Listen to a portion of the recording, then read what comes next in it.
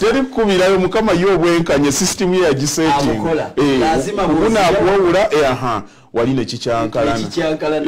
n'otuuka ekiseera ekyenda nekyegatta. Amina. Abantu bakyusiza obufu mu business kati tulaba Mayumba mwe muli mu mbeera eyo. Tugambe nti kati tuddemu ekyo kyekiriko kati. Bwe tunaagamba nti ffenna tuba abasawo ojja kwekanga nga tewakyali alwala ate n'agenda wa musawo kuba ffenna tujja kukola ki kwejjanjaba naye ate anaaba asobodde ayingire mu kuzimba ate okuzimba tekuli nti buli omu agenda kukusobola. Lwaki? Mu bulamu bwensi ekyo tekisoboka. Ekyo kyo Mukama Katonda system yagisetinga bwoti olinga anaŋŋamba nti buli omu abeere MP. Naye buli omu tasobola kukola ki? Era tulina 5-5 kaakati gwe kumanya nti okuzimba zaabu naye mbadde ntya kubanga n'abo 5 nabo batandika ku makya ne bakyagala ne bakyeyagaliza ne batuuka mu nsi ensuubize. So no agamba nti kanzimbeyo akayumba kampe sente naye atuuka agenda akyeyagaliza akizimba mpola kati ye yensi ensuubize n'ogamba nti n'omuntu atandika okulwana agikole ki agituukemu. Ensi zikula nkubuulira ensi gy'ekoma okukulaakulana n'embeera y'okuzimba oba financial independence gy'ekoma okubeera enzibu ennyo. Buli lwogenda mu economy nga economy ekyali wansi kyangu nnyo okubreakinga through kubanga eba ekyali virgin. Emikisa giba gikyaliwo. Kakati waliwo otuuka kati katugambe nga Bulaaya. Waliwo by'otakyakola Bulaaya. Ngaki? Byabeerabeerayo dda tolina kipya ky'oleeta. Wano amasimu bagatuleetedde mu 2000. E Bulaaya baagakwata dda mu kuva mu gy'ataano. Tokyaleetayo invasion.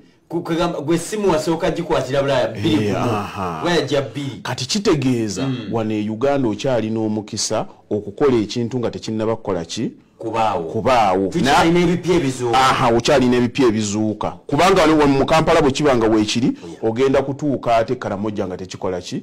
Nga tekiriyo. Kakati omukisa ogw'okuzimba oba ogw'okuleetawo ekipya wano gukyasoboka. E Bulaaya kikyogenda okuleeta? Delivery. Wano za katuuka safe board ogirawako obulabi n'owulira nti ogenze ku ka app n'olabanga dakyamaanyi nnyo. Kakati eri byatuuka emyaka wano olwaleero okyagenda ebweru ne bakusitibula ku kisaawe.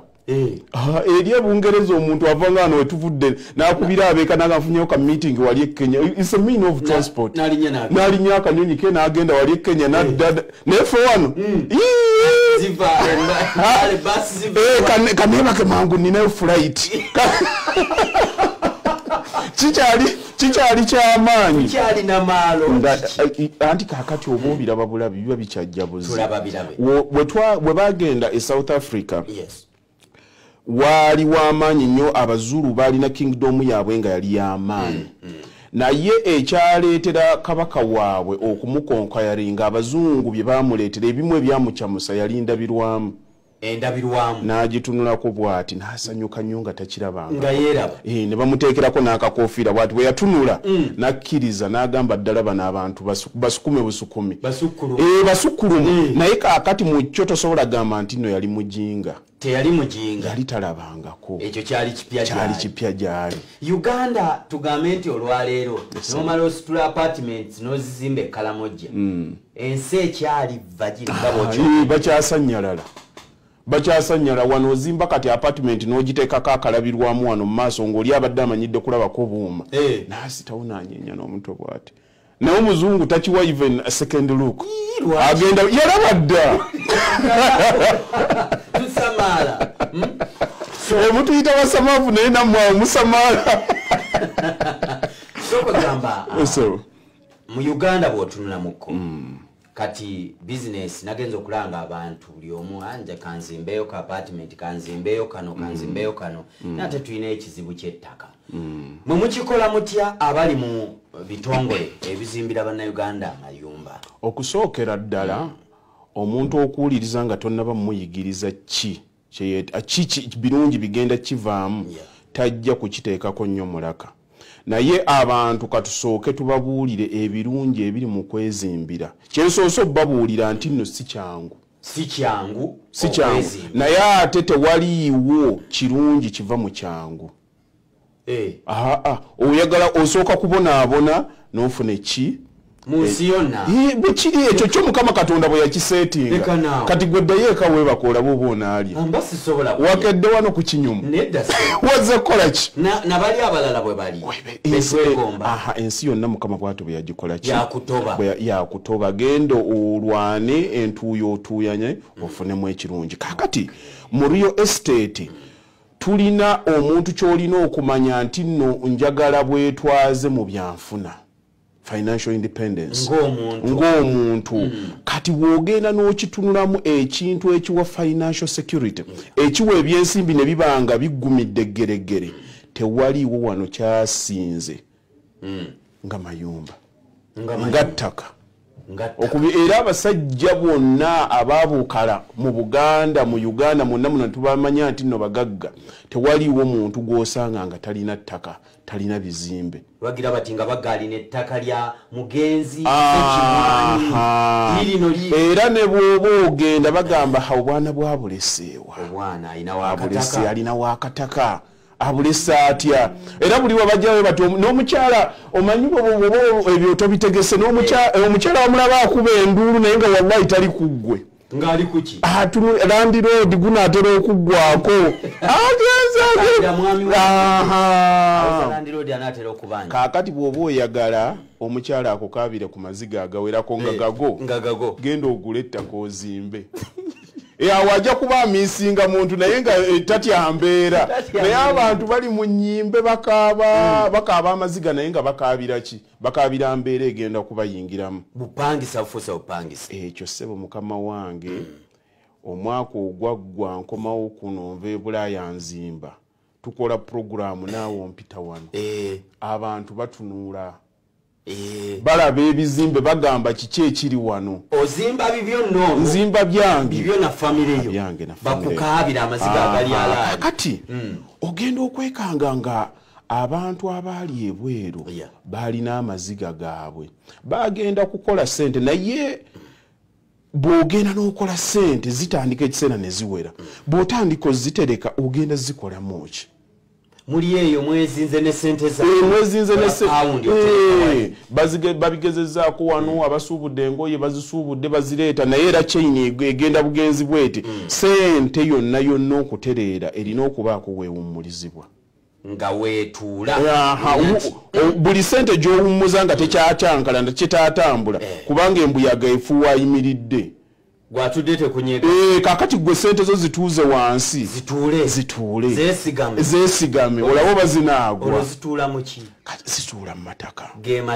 amataka ge mayumba abamanyi economy bakulaga nti real estate is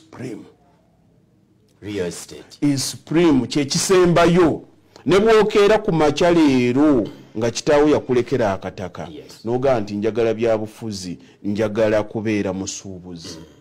bw'ogenda n'obikola ng'okatunze ssente bwe ziwera oddawa era kuzimba n'ogula akataka n'ozimba so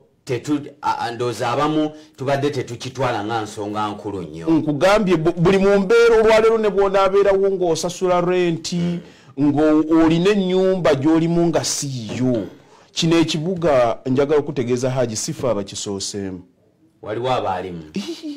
abasajja babeeramu abakozi ba ssente amanya ne gavuga n'otuukano ne bakugamba Haji General Patsi Walusimbizi garage naye omuntu wenna omukozi ddala mu bya ssente olina okumanya ebiro n'ebiseera nti nina season weebale nnyo lwe lulimi olutuufu kwendi nja kuvaako kati abantu abo babuuze gye bali baatuulawa nti baaliko abo bonna abasajja njagala okutegeeza gye bali olwaleero balya ku bizimbe byabwe balya mu nnimiro zaabwe eyo faamu zaabwe gye batudde gye batuuza ssente kubanga naturally mu butonde obwongo bw'omuntu butuuka ekiseera era speed nekka olaba ne baba batuyigiriza driving bakugamba bwolaba omukadde nga ajjanga avuga ne bwaba indicate nze nti alaga eno don't anticipate tolowolereza nti ddala indicator agikubye eraga eno bagamba genda mpola soko omuleka ayinza okwekanga yes obwongo bwe kuba buli dakiika bwerabira ayinza okuba agenda kukuludda lwe n'atandikira okukuba indicator oba agikubye n'ayitawo n'agyerabira oba yerabidde ne gyalaga n'agirekako kati bakugamba ye mugende mpola kuba obwongo buno butandika okuslowinga down kwekwerabira system gy'oba ogenderako obudde bwonna tojja gibeerako kaakati oteekawo embeera nga ye erina okutandika okuba ate n'ekuyamba obutabeera mu mbeera mbi peesi y'emisinde gy'obaddeko bwegenda ekendeera waliwo ate ebijja okuyamba byo byenye wadde weerabira tojja kwerabira lazima okumanya mupangisa okuleeta sente waliwo omuntu olutuuka ekiseera kuba pressure zijja kukuba dementia ajja naye mulimu omuntu amaze okukola enteekateeka ennungi tulwalirira banno yakolerera obukadde waliwo okulwala n'okulwalirira bakugamba nti nno agiise kimwanyi yalwadde tugendeyo tumulabeko naye yatulwaliridde omuntu asobola okyogera tigundi yandwaliridde obuzibu babutandikidde kuva mu rent wawo obadde tewategekawooko kazigo nti no kagenda kuwayo emitwalo 10 gwe kwegamba bw'oba tosituse kugenda kukola nga tosobola kubeerawo tewali kisobola kubeezaawo nga togenza okutandikira ddala ku ssente ez'obupangisa nga tolinaawo nteekateeka yonna kaakati ofuuse ekizibu eri banno obazimbiridde kaakati ebyo byonna omanye eno information ife abantu tugibawa abasajja abayivu batunnyonnyodde nti omuntu yonna okufuna philosophy oba endowooza entuufu mu byenfuna olina kubanga olina obwongo obusobola okufuna information n'ogidigestinga n'otandika ogimemengula ojasaayasa n'olaba osobodde otya okugikozesa so kati oli ku lwazi oyasaayasa okozese abajja kati olowooza bino betubigamba bonna abali ku tv eyo ababiraba olowooza buli omu agenda bitegeera waliwo atabitegeera senga ffenna tuli ku peesi y'emu ffenna ebigambo byebimu naye entegeera ebisengejja bulala buli omu akifuna lulwe era kyova olaba nze omulimu ngukoze ku intaneti mbaddeyo nze nava wano wamala okunkyaza ntuuse ebulaayi eyo ndowooza ku programu mbaddeko ku zitv ku radio rezeeyo emirundi nga 2-3 mbuulirira bannayuganda bannange twajja ku kyeyo mulekeraawo okukwata ssente akajja obunaku kemanya kubanga wali wano nenkugamba nti muli Bulaaya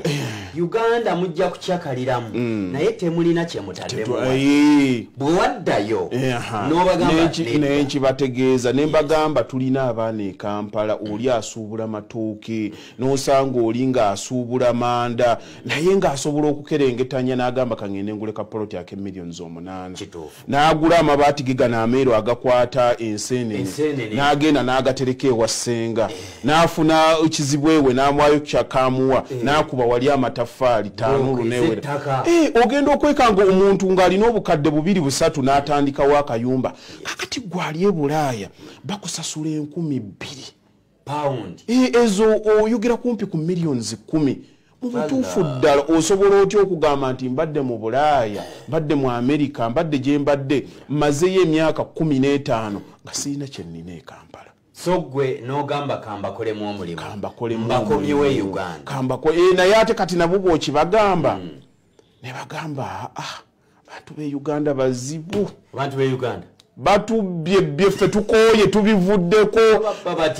nina muto wange gwe nalekayo ne muweerera n'asoma secondary n'agenda ku university naye mubanjiya n'emmotoka yange nagirekayo ejjuuzi ngenda okudda nga yagitandika yagiteeka mu Uber yonna efudde kaakati ne babanga balina ebyekwaso atuula eringa ebintu nga 5 omutima ne gukalubira ebungereza n'agamba kakati abantu b'e Uganda mbavuddeko oba batuyita basamaavu katukole ki ne musamaalira eyo kakati buli lwobanga ekiteesa abasajja bonna ku mutindo abakozi ba bizinensi oba abategeevu si kumanya bizibu byokka naye kumanya bizibu n'obifuna solution. Ojja bitegeera obimanye byonna ne bonna abatolina kyosazeewo bikolera bigende tojja kuba mwenkanya bamutuufu ojja kuba tolina kyokoze osigalaawo. Kakati nkubulira abantu abakola ssente kakati wano ebitongole by'amasimu byajja ne bikola ssente weebuuza kizibu ki kye baamalawo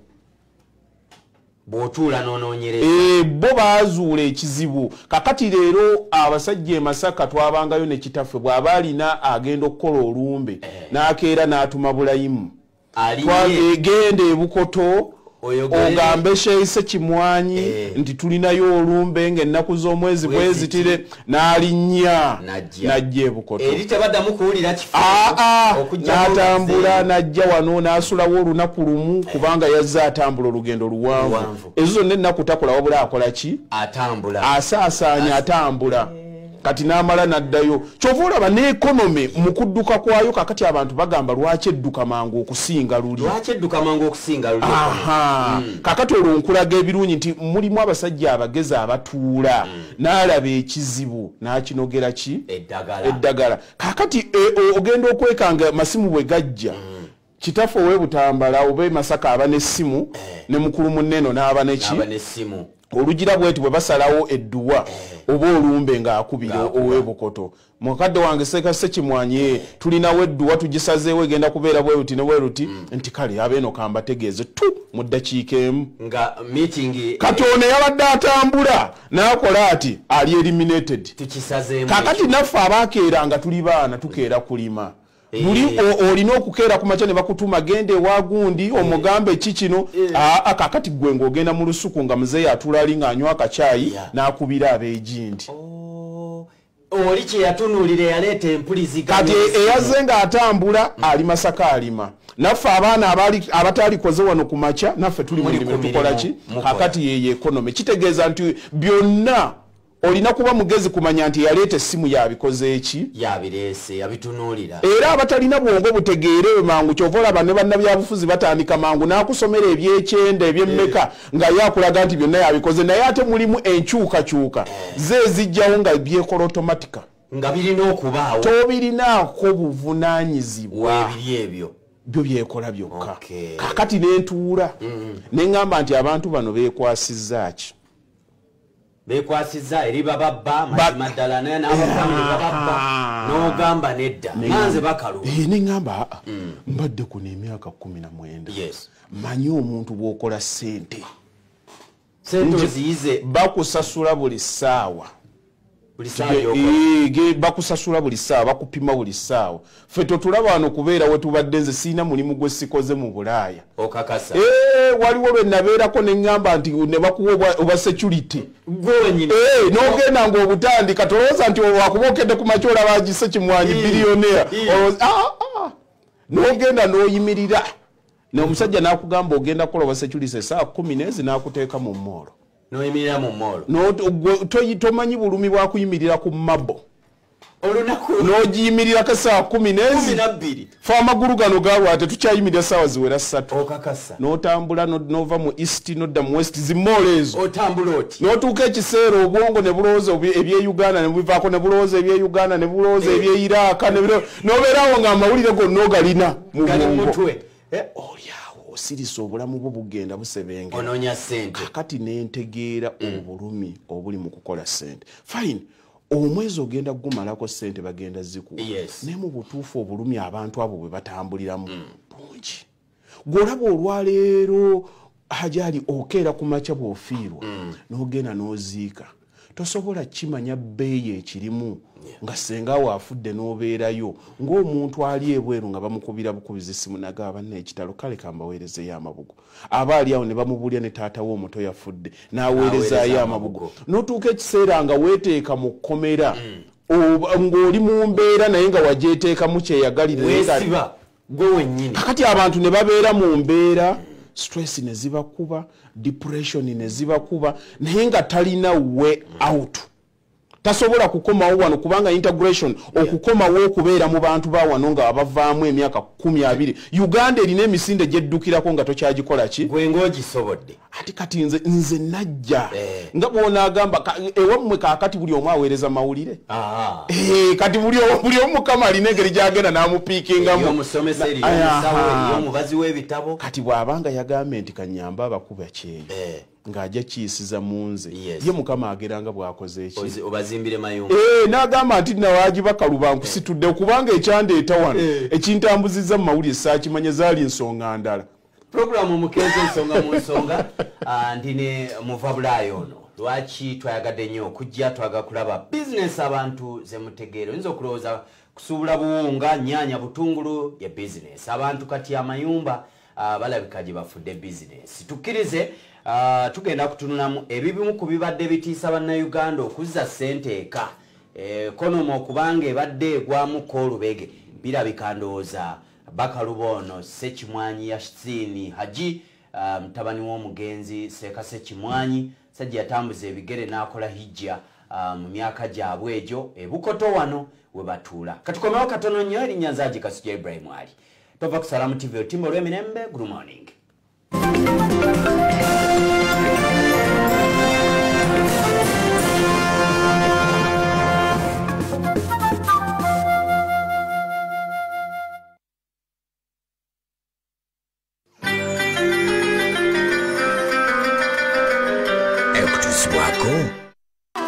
We are not going to leave anything on our plates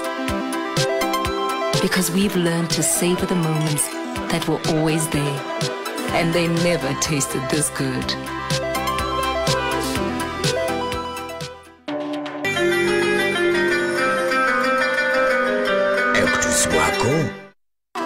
We are not going to leave anything on our plates because we've learned to savor the moments that were always there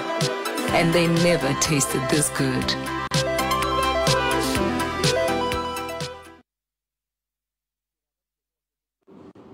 Where's Bob? Anyone seen Bob? Anyone seen Bob? Bob? Bob? Bob? Over here. Where? Over here. How did you get in there? With my Airtel Money MasterCard. Airtel Money MasterCard? But you don't even have a bank account. How did you get a card? Well, it's not a card, but it works just like one. It's virtual, so no plastic, and it's safer. But what are you doing there? I want to buy Nancy a birthday gift, book my flight tickets, renew my Big Click subscription, and order shipment.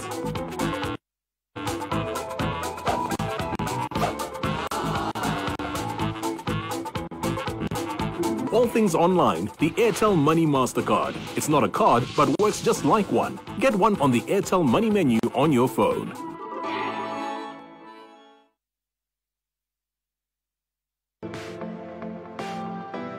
bakasitoma baffe bonna abali ku mpeeza Sente Mobile kati basobola okugulawo Sente Express Savings Account ey'abenganda n'emikwano nga bakozesa omukutu gwa Sente Mobile App mu kaseera konna na buli wantu wonna w'oli. Ky'olina okusooka okukola kwekakasa ennamba y'essimu n'obuwandiise bwayo ey'oyo kasitoma omupya ng'okozesa *977# oba *216# ng'okozesa app ya Sente Mobile londa Sente Express Savings Account Opening ku ebyo ebikuweereddwa okulondako. Awo okuba ekifaananyi kirabika obulungi eky'endagamuntu ya kasitoma omupya, ekifaananyi kya feesi ye awamu ne signature. Yingizaamu ennamba y'essimu n'endagiro ya kasitoma omupya awamu ne sente za deposit ezigulawo akawunti. Oluvannyuma teekamu pini kasitoma omupya gy'anaaba afunye ng'aka message ku simu ye. Okusobola okumaliza okugulawo account, kasitoma omupya ajja kufuna message emuwa ebikwata ku akawunti ye eya Sente Express eguddwawo, pini ya Sente Mobile n'eya agent banking. Kasitoma omupya awasobola okumaliza okugulawo akawunti eno ng'anyiga *211#. Jjayo oba teekayo sente ku akawunti yo ng'okozesa Sente Agent oba ATM zaffe. Nyumira enkola ya banking ekulaakulanyiziddwa bw'oggulawo Sente Express account ofunirawo commission era akawunti eno tegibwako bisale ebya buli mwezi. Enkola eno yakukwanguyiriza mu mpeereza zaffe. Centenary Bank.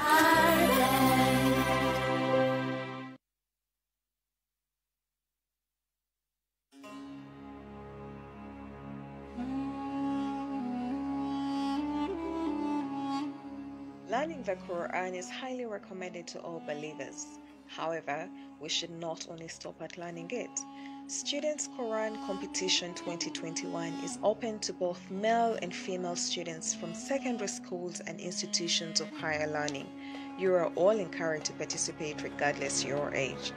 Registration is ongoing till April 17, 2021 for both oral and written competition. You can register via our WhatsApp number 0757 688 977. Participants shall receive certificates and awards from Al Mustafa Islamic College and the Culture Consulate of the Embassy of the Islamic Republic of Iran upon completion on May 9, 2021. See you then. Ebizimbisibwa eby'omulembe ate nga bya mutindo bye bikusobozesa okufuna ennyumba y'ekirooto kyo. Tiles eza buli kika, engumu ate nga za mulembe mu buli kifo kyonna w'oba ozaagadde ezikolebwa wano n'ezo eziva ebweru tuzirina. Ennyumba yo njagala. Tiles ozigulawo? Tiles zonna ze nkozesa mu nnyumba zange zonna zijja ku Mirage Tiles. Mirage Tiles nga ye yaweebwa obuvunaanyizibwa okutunda tiles za Goodwill mu Uganda yonna. Tubategeeza nti yakufulumiriza tiles ez'omulembe eziri ku mutindo gw'ensi yonna. Tuukayo naawe weerabireko okukosa n'ezo eziva ebweru ne tile adhesive yenna. Omusuubuzi n'ayagala okusiba tusange ku 6th Street Industrial Area okuliraana Water Offices ne ku Murana Road Bugoloobi Hardware City maaso ga Uganda Baati. Kuba kusimu okumanya ebisingawo.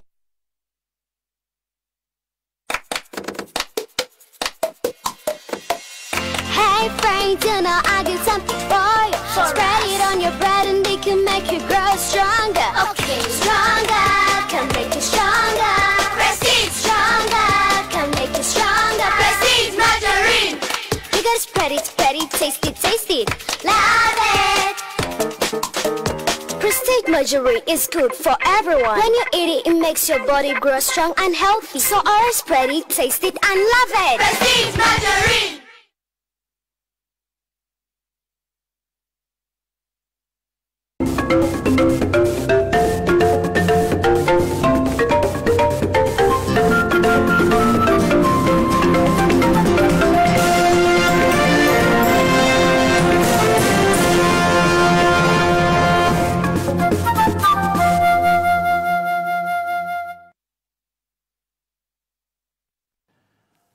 Kukulisiza mkumulamu wabale nnyo oli ku lutimbo lw'emirembe Salamu TV program omukeeze ensonga mu nsonga y'olunaku olwaleero.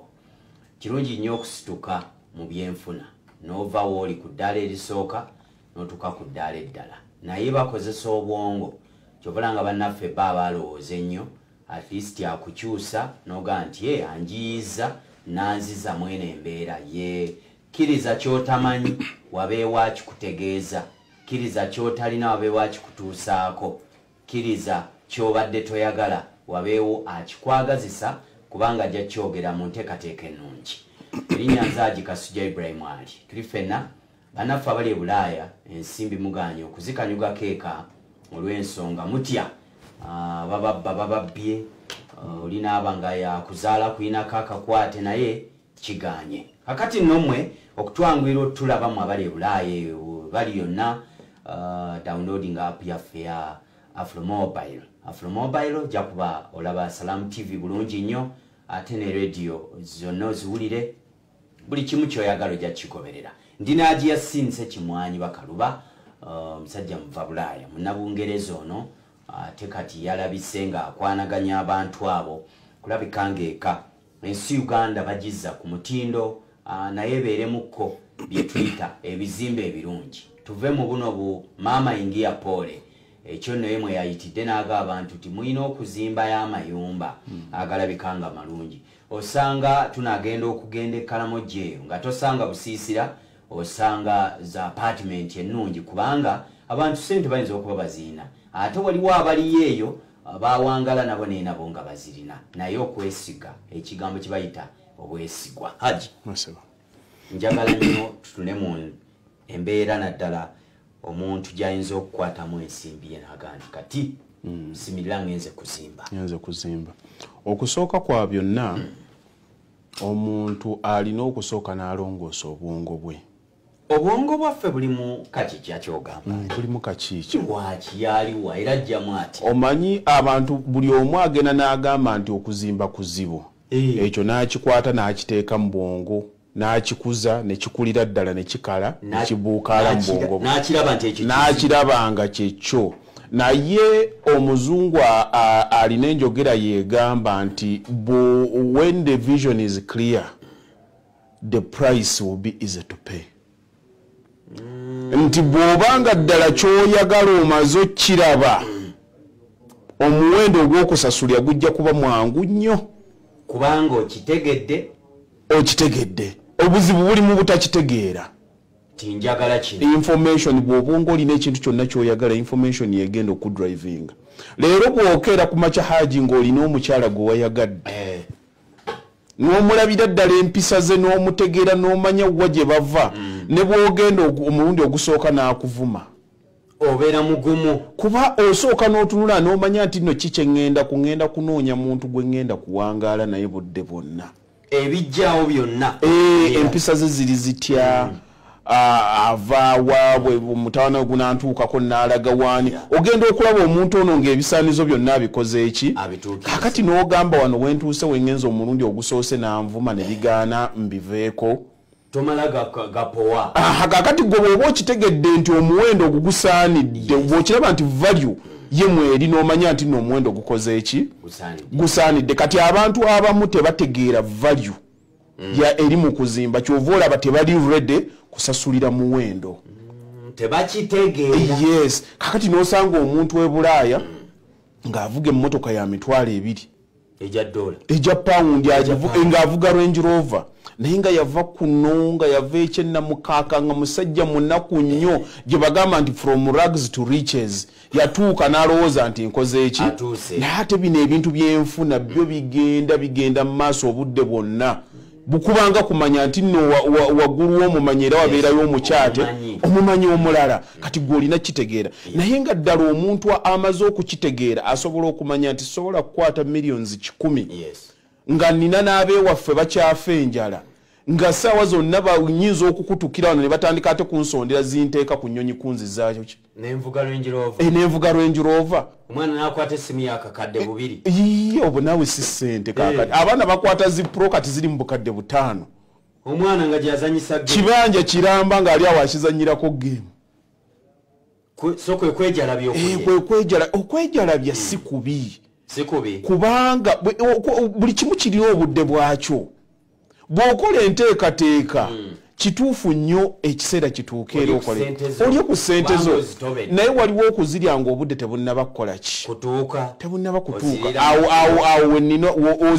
ozirya bukyali kwegamba okutta eggi mu kifo ky'okulira ekalimala okwalula oggyemu enkoko endala omale okuweza ejji olikwatiddewo gwe lyokoze eki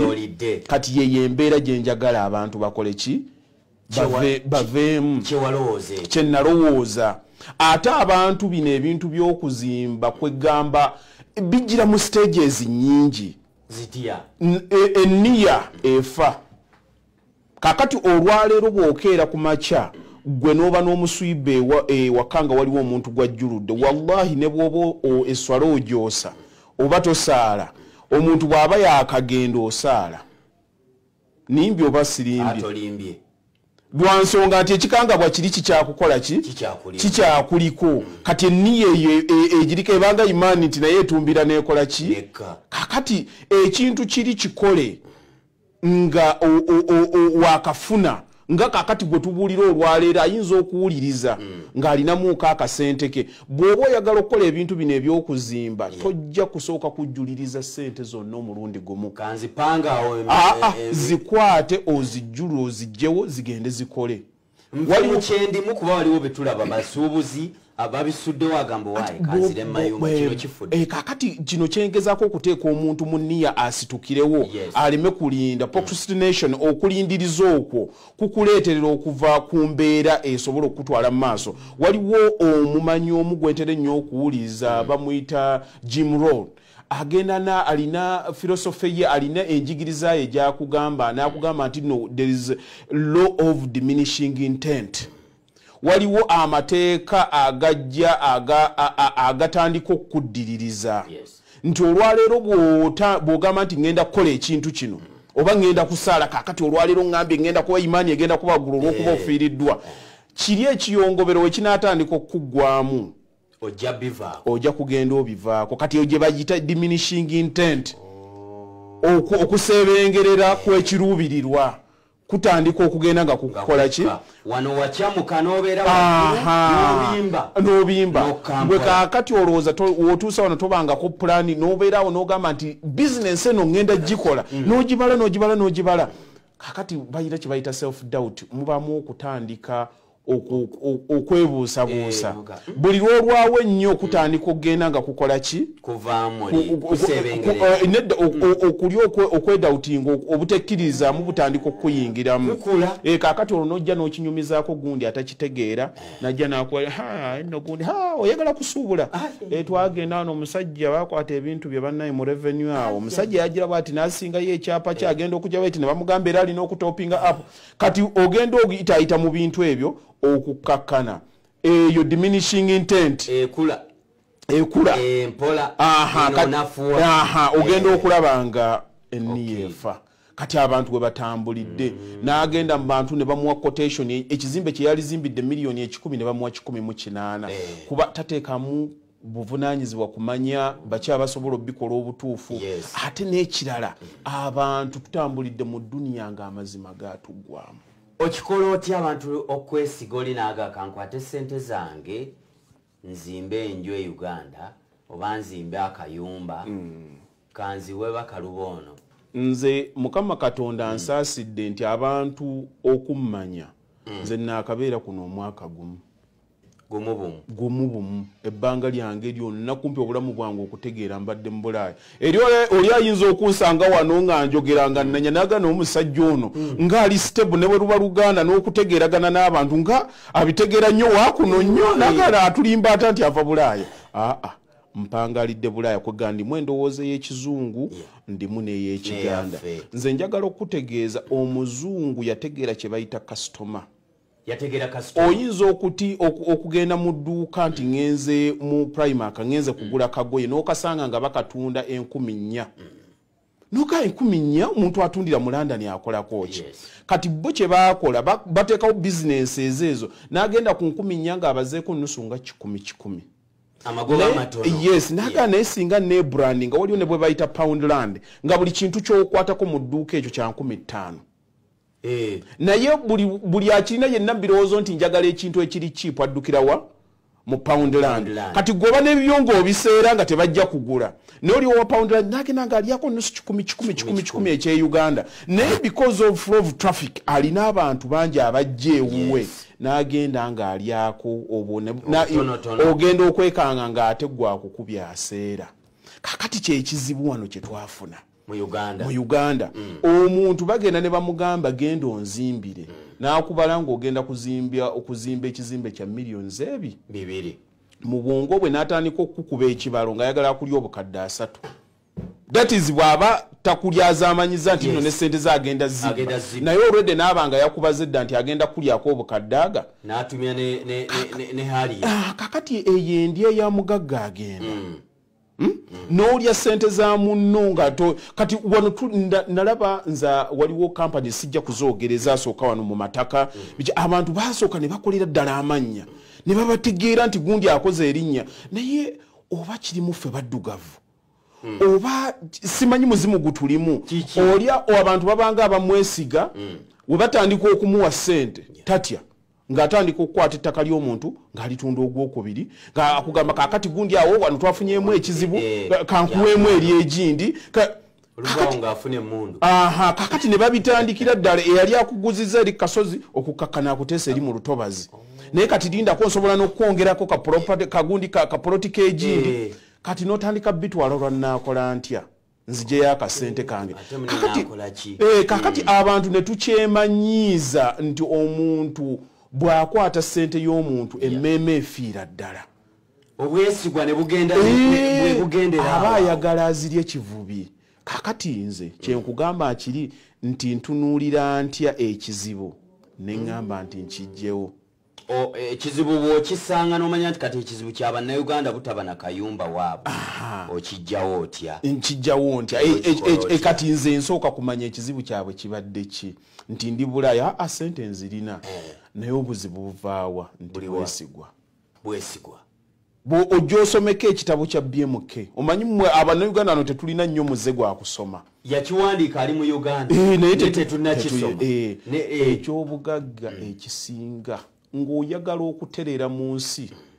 obeera muntu wansa beera w'amazima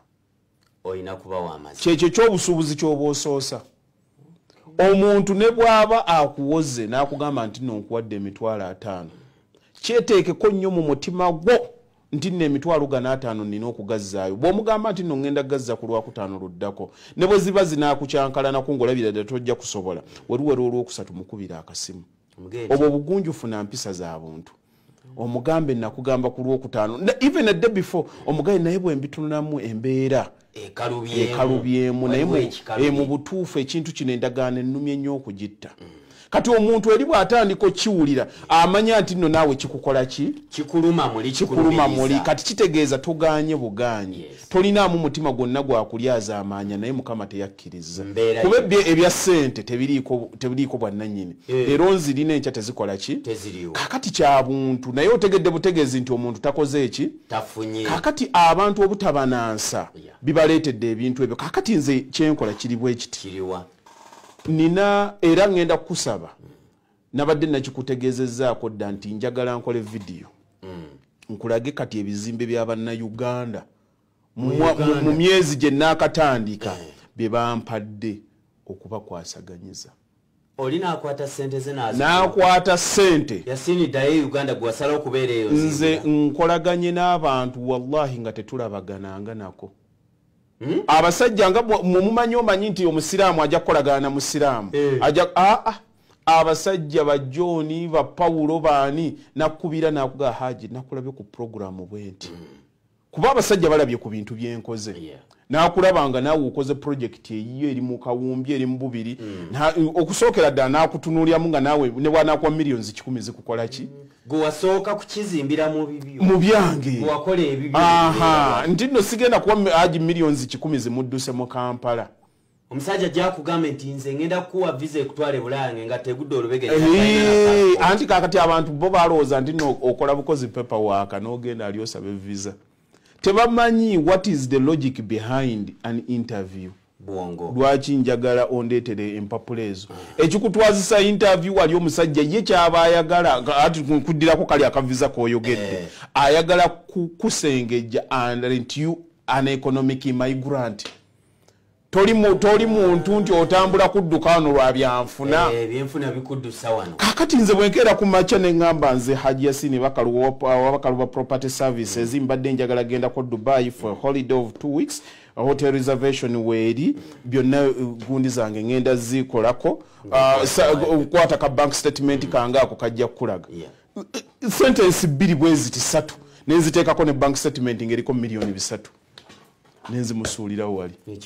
atunako obutunuzi bwati taleka sente ze wano alina enteekateeka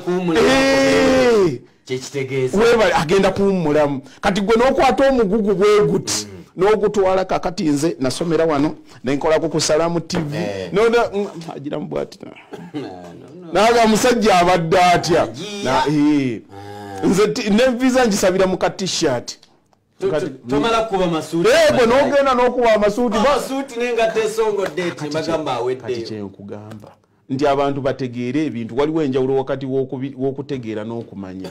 abantu abamu babimanyi naye tebabikola ki tebabitegeera nze kyensinga okwagala abantu bategeere kakati nze nfunye client ali mu America nkubidde aŋŋamba Haji njagala onzimbire nti ozimbyewa njagala onzimbire Kisaasi ninawo ka politikange ayina wakake wakagula nti kale kakati oyagala kuteekewo ki tyanjagala kuteekawo maka bwenti ne bwenti kakati nagero ogenda kumalayo bbanga ki mu America nkyaliyo emyaka emirala nga 5 kati ffe emboozi yaffe tugitandikira ddala kubanze enjogerera ddala ng'omuntu abadde ku kyeyo n'entandika mpolampola okulwana nveeyo kati nga ntandikira okwadvisinga nti naye kaakati mu myaka egy'etaano wano ekisaasi walabika ng'ewakuze singa ako akasente k'olinawo okwo tusooka ne tukazimbamu apartment n'osooka n'osoloozaamu ssente bwe ziti n'okolawo ka banka kakazibizi n'osuulako wano obusente kati osobola okiraba nti no mu myaka 3-4 ssente ezo okimanyi nti oyinza okusolooza millions ebyo ebibiri already kaakati byolinawo byogenda okutereka wali nga tonnatuusa kudda nti okakasa nti kaakati ku zino ebibiri z'olinawo sooka oleeteko 3 tugule ka poloti ku lw'eggayaaza kaakati 17 kiteeke wano mu apartment zituwa omuzungu kayita passive income kati okolerera omuzungu nga neeno sente zo waliwo ezikola ki ezikolera kuba bakugamba bw'oba sente zo tezinatandika kukukolerera bw'oba nga eweebaka toyingiza kitegeeza ogenda kukola obulamu bwo bwonna nti ako haji nkategedde kakati tuzimbeyo wano bwa apartment bwaffe bonna okitegeera nga tutandika kugamba si business naye nkukansolinga n'okukansolinga so tomunonyamu kufuna kakati abantu ninanze byemmanyi psychologically ebyo abantu bye baagala omuntu bwakugamba nti nno banzaala ku kaleerwe kitegeeza nti nno n'amakeero ojja mugamba nti kakati tugende kugayaza road okwo kuba obwongo bwo buba gye bwagala kati tunoonyeyo akafo eri mu ddako bw'onaayitangako kaleerwe psychologically y'omuzungu akimanyi kirina kyekikola omuntu buli lwayitako ewaabwe kakati ku luguudo olwo tujja kunoonyayo ka poloti ngankakwa eyakulira ku Ntebe road naye tomujjaayo ate muleete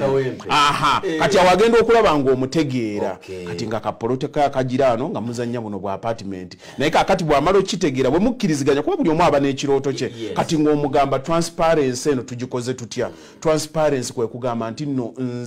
nze tonsasula kukolera guli mulimu nti nno ngenda kubaawo nti nze ndi muzimbi no nze amwan overall nakwata tiimu yange nenjiteekawo kuva kuba pulaani azimba akola finishing akola amasanyalaze akola amazzi yonna najassembolinga kati gwe tukola ne tubalamu nenkukolera quotation entuufu va muzino ze ba inflating naye kugamba ennyumba yegenda kulya millions 10 mwaga waliwo gwe nakotingidde nga bamu ennyumba namaze gimaliriza nga bagituusiza owokuserekera za apartment nangamba haji onkyajinze million 2 ne wallahi babadde bakolera quotation nga tewali ekawa millions 2.6 ng'enkaaga bamukuba kakati nze olumaliriza nga nkugamba ne material tumugula ffenna nze naawe ebintu weebiri yes kakati nze kyenkugamba material tumugula n'omulaba we bamukozesa naye kampani yange ye nkugambirawo nti okukola omulimu ogwo nja kukyajinga bwenti kati zeze zange bw'oba waziteeseewo bisigadde n'embeera mukoziwo oba okolera ndi conduit ye ya sente nze gwoyisaamu sente zo yes n'omanya nti nno ompereza obukadde 3 tebugenda kukusuza nga teweebase kuba nazirabadde oba olina weekola zizo kaakati nze buli lunaku nenkuwa daily update nkoze kino bwenti nguze bino bwenti ole bwendeeta magulu 12 bweyiwa ng'ekifaananyi kya nga n'omuwendo ng'okuteekebadde kibula mu bannayuganda ne supplier wo wange ng'omukola ki ng'omumanya you can cross check nkugamba magulu 12 ya miliyoni 1.7 nga kyekyo naawe osobola ogikola ki gwofunirawa anti kaakati omuwendo gwange nze nakukyajinze dde yange tewetaaga kukuba njawulo mwe kati abantu kyebabadde balina ab'ebweru afuna mwana wa ssenga yazimba kati okwasa omuntu millions 2 tagulanga nako wadde kabboda akukolera ekirwaki okema omuntu okwata omuzigo okuteeka okumpi n'omuliro musajja talabanga na milioni 2 lwaki omumalako eddembe tasobola na zipulaninga oba otazirabangako sibule yagituma Wadaye emboozi tebakadda aginyumya yagikola ki yagikaddi yatwali eyongedde era mbasaba omwami ono mumumbeerere bize anzikirize enkomewo wano kubeera emboozi ate mbadde nkyasumulula ngenza okulaba essaawa yaffe yatuyiseemu dda bannange mwebale nnyo okutweyungako nsigadde ndi Haji Yasini Bakaluba ndi wa Bakaluba Property Services osobola okutusanga ku Facebook era ku page yaffe ya Bakaluba Property Services kwetuli information ojja kugifuna ndi ku simu 0777 666 443 bannanga abali ebweru mugire twetereze Kampala baleme kutuyita basamaavu tubakubbe ebizimbe nabo bategeere mwebale nnyo mwebalire ddala amina tenza teyanzege tubadde bwetunaku olwalero Haji Yasini Sekimwanyi Bakaluba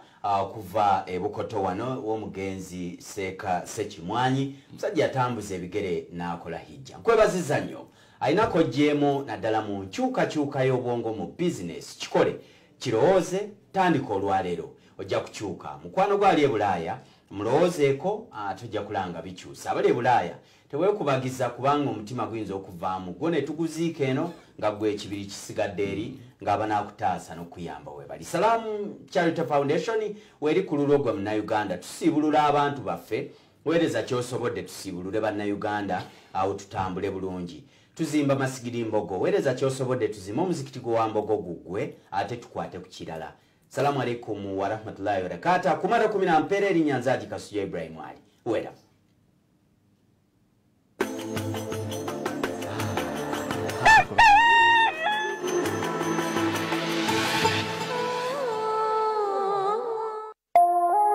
Eno ye Salam TV.